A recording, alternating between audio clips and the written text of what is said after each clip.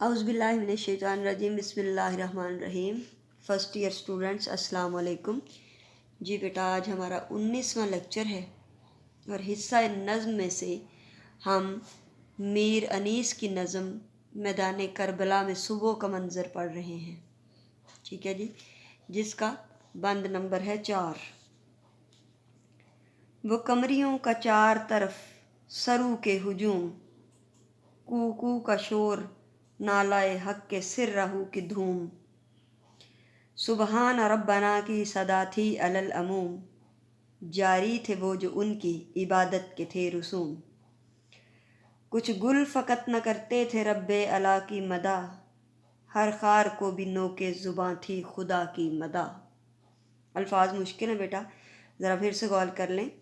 وہ قمریوں کا چار طرف سرو کے ہجوم، قمری فاختہ کی مانند ایک پرندہ، سرو مخروطی شکل کا ایک درخت جو بے ثمر ہوتا ہے، جس پر پھل نہیں ہوتا، کوکو کا شور نالا حق کے سر رہو کی دھوم، کوکو قمری یا فاختہ کی آواز، نالا آواز یا صدا، ہجوم بھیڑ، رش کیا ہوا، حق کے سر رہو پرندوں کی تسبیح، اللہ کے راز سچائی پر مبنی ہے۔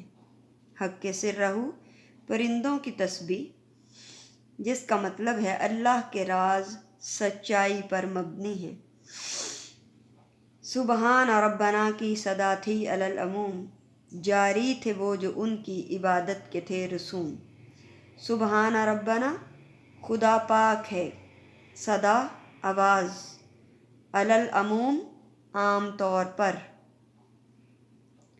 رسوم رواج یا طریقے، رسم و رواج، انداز، طریقے، کچھ گل فقط نہ کرتے تھے رب اعلیٰ کی مدح، ہر خار کو بھی نوکے زباں تھی خدا کی مدح۔ مدح تعریف، نوکے زباں ہونا، زبانی یاد ہو جانا۔ مفہوم ہے، قمریاں سرو کے ارد گرد اکٹھے ہو کر کوکو اور حق کے سر رہو کی آوازیں بلند کر رہی تھیں، ہر جگہ سے سبحان اللہ کی صدائیں آ رہی تھیں۔ صرف پھول ہی یاد خدا میں مگن نہ تھے، بلکہ خار بھی محو یاد خالق تھے، ٹھیک ہے۔ مفہوم ایک بار پھر سن لیں۔ قمریاں سرو کے ارد گرد اکٹھے ہو کر کوکو اور حق کے سر رہو کی آوازیں بلند کر رہی تھیں، ہر جگہ سے سبحان اللہ کی صدائیں آ رہی تھیں۔ صرف پھول ہی یاد خدا میں مگن نہ تھے، بلکہ خار بھی محو یاد خالق تھے۔ تشریح طلب بند میں شاعر نے صبح کے وقت ہونے والی عبادت ذکر الہی کا ذکر کیا ہے۔ صبح کا پاکیزہ وقت اپنے اندر خاص کشش رکھتا ہے۔ انسان بھی صبح کی نماز ادا کرنے کے بعد قرآن پاک کی تلاوت میں مشغول ہوتا ہے۔ چرند پرند بھی اپنے اپنے طور اتوار کے مطابق عبادت کرتے ہیں۔ مرغ صبح کے وقت اذان دے کر خدا کی تسبیح کرتا ہے۔ چڑیوں کی آوازیں صبح کے وقت باغوں میں گونج رہی ہوتی ہیں۔ کبوتر، قمریاں، فاختہ و طاؤس وغیرہ تمام پرندے یاد خدا میں محو ہوتے ہیں، اور دنیا کی ہر جاندار اور بے جان شے اللہ تعالیٰ کی حمد و ثنا نہایت ادب سے کرنے میں مشغول رہتی ہے۔ گویا پڑھتے ہیں وظیفہ شجر و سنگ بھی تیرا، پڑھتے ہیں وظیفہ شجر و سنگ بھی تیرا، دھیرے سے صحیح عالم میں ہو بول رہا ہے۔ پہلے شعر میں شاعر نے یہی منظر بیان کیا ہے اور فاختہ کی مانند ایک پرندے کا ذکر کیا جسے عرف عام میں قمری کہا جاتا ہے۔ اس کے بارے میں بتاتا ہے کہ وہ ایک لمبے سے بے ثمر درخت جسے سرو کہتے ہیں، ارد گرد جمع تھی۔ یاد رہے ہماری روایتی غزلیہ شاعری میں قمری کو سرو کے درخت کا عاشق کہا جاتا ہے۔ چنانچہ شاعر بتاتا ہے کہ قمریاں بھی اپنے محبوب درخت کے ارد گرد منڈلا رہی تھیں اور اپنی زبان سے اللہ تعالیٰ کی حمد و ثنا بیان کر رہی تھیں۔ قمریاں اللہ تعالیٰ کی جو تعریف بیان کر رہی تھیں وہ کو کو کی صدائیں تھیں، اور صحرائے کربلا کا یہ عالم تھا کہ ہر طرف سے کو کو کی صدائیں بلند ہو رہی تھیں۔ قمریوں کی نغمہ سرائی اور قمریوں کا شور وہ بھی جدا گانا نہیں بلکہ محفلانہ صورت میں سنائی دے رہا تھا۔ وہ محفل کی صورت میں اللہ کا ذکر بیان کر رہی تھیں، وہ اکٹھی ہو کر یاد خدا میں مشغول تھیں۔ گویا قمریاں مل بیٹھ کر اپنے محبوب درخت کے نظارے میں مگن اور خدائے قدوس کی حمد و ثنا کر رہی تھیں۔ ٹھنڈی ہوا و باغ کی وہ صبح کا ظہور، ٹھنڈی ہوا و باغ کی وہ صبح کا ظہور، تھے محو یاد حق میں درختوں پہ سب طیور۔ الغرض صبح کے وقت ہر شے اللہ تعالیٰ کی حمد و ثنا میں مصروف تھی، جیسا کہ ارشاد ربانی ہے، کائنات کی ہر شے اللہ تعالیٰ کی حمد و ثنا بیان کرتی ہے، لیکن تم اس تسبیح کو نہیں سمجھتے۔ کائنات کی ہر شے اللہ تعالیٰ کی حمد و ثنا بیان کرتی ہے، لیکن تم اس تسبیح کو نہیں سمجھتے۔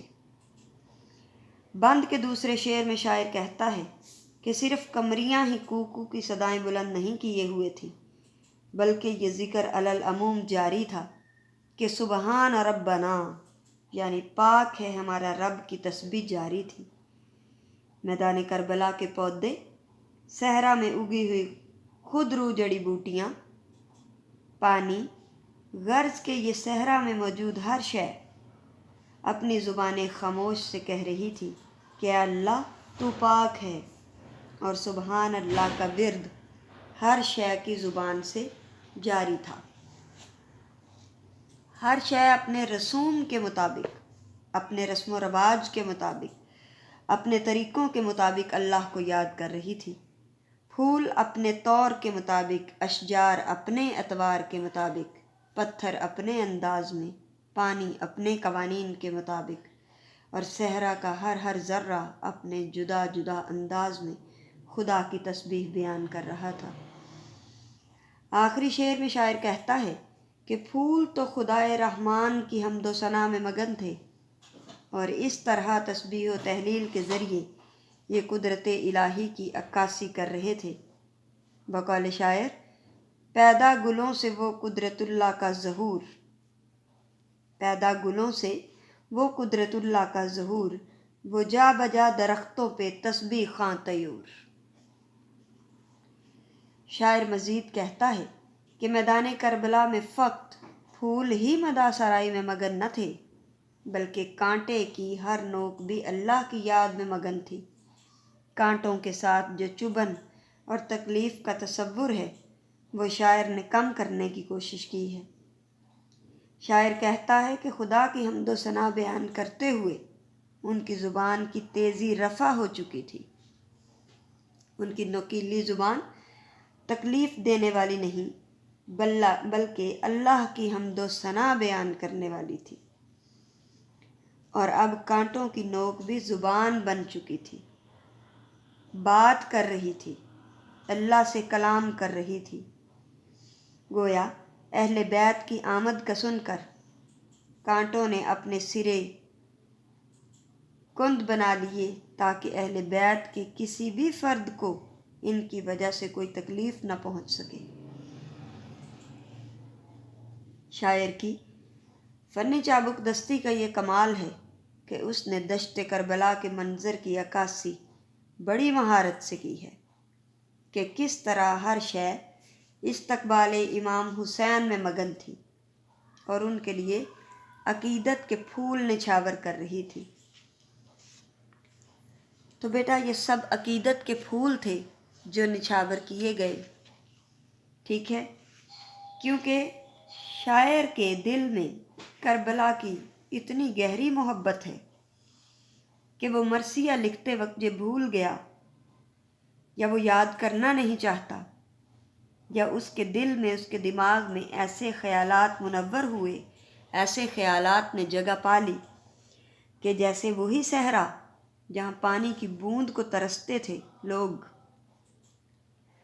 پھلدار پھولدار درخت تو کہاں سے آنے تھے، صحرا میں ریت اڑ رہی تھی، چہروں پر خاک پڑ رہی تھی، مگر شاعر کی عقیدت مندی کا یہ عالم ہے کہ اس نے اسی صحرا کو جنت کا لباس پہنا دیا ہے، اور الفاظ کی ایسی تصویر کشی کی ہے کہ سننے والا حیران رہ جاتا ہے کہ انیس آخر دل میں اتنی محبت و عقیدت رکھتا ہے کہ وہ محبت و عقیدت کی انتہا الفاظ کی صورت میں نمودار ہو گئی، اور دنیا حیران رہ گئی کہ اتنا حسین منظر، اور پھر سبحان اللہ کہنے پر مجبور ہو گئی کہ محمد صلی اللہ علیہ وآلہ وسلم کے نواسے کے لیے، حضرت بی بی فاطمہ کے جگر گوشے کے لیے، امام حسین علیہ السلام اور اس کے خاندان کے لیے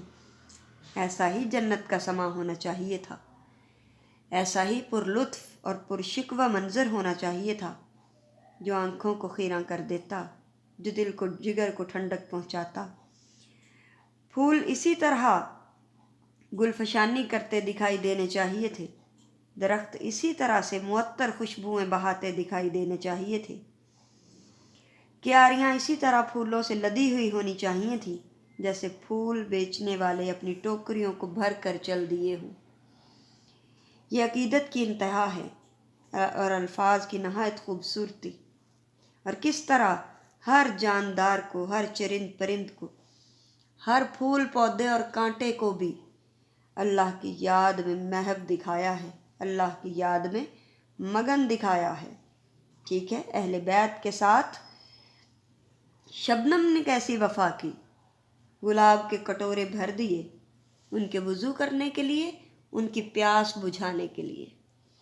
جی بیٹا، انشاءاللہ بشرط زندگی کل اگلے لیکچر کے ساتھ حاضر ہوں گے۔ اللہ ہمیں بھی نواسۂ رسول صلی اللہ علیہ وآلہ وسلم کے ساتھ اسی طرح کی عقیدت و محبت کی توفیق عطا فرمائے۔ اللہ حافظ۔